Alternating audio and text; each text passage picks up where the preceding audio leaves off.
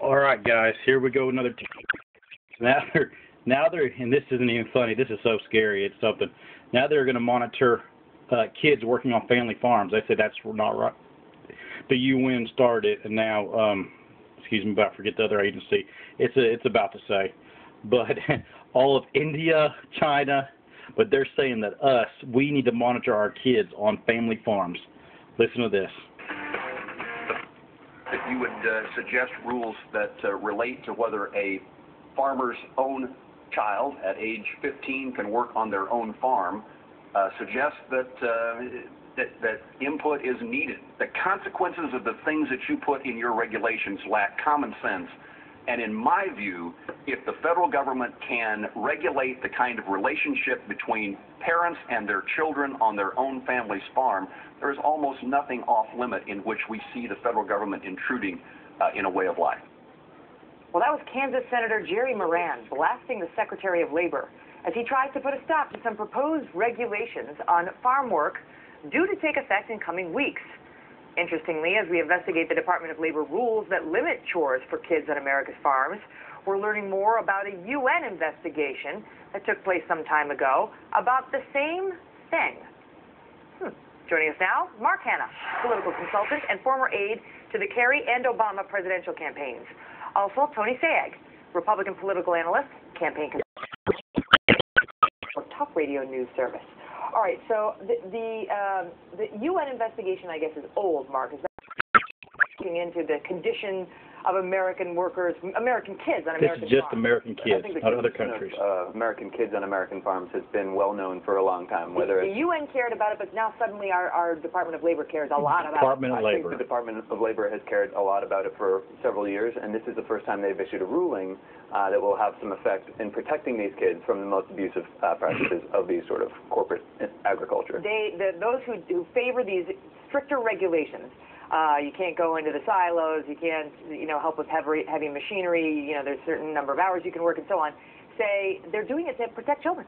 But, Megan, this is the exact problem. This regulation tries to fix a problem that does not exist. Safety standards are very high, especially for young people working on farms. They almost always work age-appropriate tasks on the farm, and at the end of the day, when you look at the actual statistics, there's only 7 injuries per 1,000 farms in America among kids today. That is a very excellent type of standard to hold, and kids have a better chance of getting hurt on an athletic field playing organized sports than they do working on a farm. Come on, this is the problem. American farms aren't what they were. We have this idea of these sort of lily-white pastoral farms, and when the Fair Labor Standards Act passed in 1938, it exempted farms because that was the case. You had these family-run farms. Nowadays, and since 1950s and 60s, they've been corporate-owned. You have these factory farms that are employing thousands of people. And it's not like, your kid or grandkid is out there working on the farm after school. The standards don't, the exceptions, kids are able to work up to 12 hours, 13 hours. There's no limitation on how long they can work on a farm. And a lot of these kids are the kids of migrant laborers, not the farm owners themselves. Listen, under these regulations, kids are not going to be able to use battery-operated tools. That's how ridiculous it gets. And at the end of the day, 90% of our farms in America are still owned and operated by either individuals or family-run businesses. In a study done by a college in North Carolina, 97% of young people working on farms want to do it for life, and 90% of them want their kids to do it. It still is a family-type business that is the backbone of our American agricultural economy. Look, I don't know how much time Tony spent in the Midwest, but I've spent quite a bit of time there, and I've worked for agricultural interests. I've worked for clients like Monsanto. I know what the American farm scene looks like right now, and it's not like, boy, he's as slimy as a snake, isn't he? Bales of hay and milking the cows in the morning. This is. Oh, will they be? Well, no, they're not. And what they're being prevented from doing is being exposed to harmful pesticides. Working on, some of these regulations are so common sense. Like when you're operating certain tractors and things like that, you can't be on your cell phone because it's dangerous. And we're talking about, let's be clear, kids under 16 years old here. So I don't see. This is an extremely common sense policy that is being wildly politicized by not just Republican senators, but people who work in these sort of agricultural states whose campaigns maybe are funded by agricultural interests.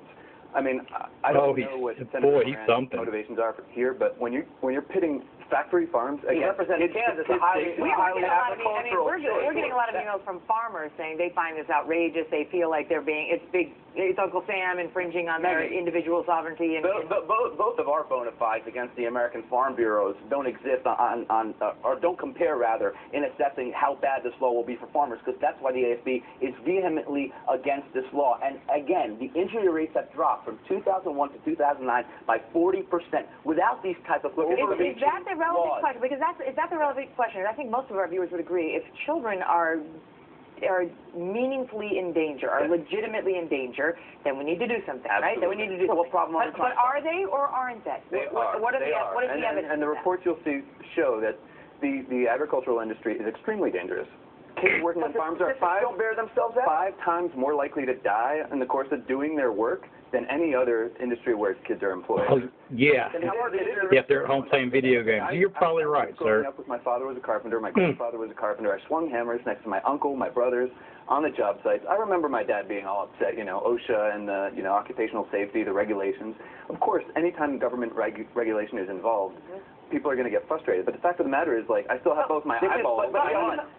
But we've functioned rather effectively now for hundreds of years with farming being the backbone of America without these regulations. You hit it right on the head. Go ahead, Tony. We hit it right on the head right now. What problem is this regulation solving if the statistics for injury rates are so low, safety standards are so high? And by the way, in this law, safety measures and safety programs are going to be defunded, like the 4-H Club, remember that? So why then are we doing something? Why then are we doing Wow, something? I didn't know that. I didn't hear that before. They will be changing 4-H. That same question. Wow. Why are we doing it? If there isn't a problem, I'm going to give it to you right now. And this is where you can have a real companion philosophy between the United Nations bureaucrats and the Obama administration bureaucrats. There is a belief that bigger government is better government, and that government can solve problems even if they don't necessarily exist by meddling into the affairs of the private sector. Hold on a second.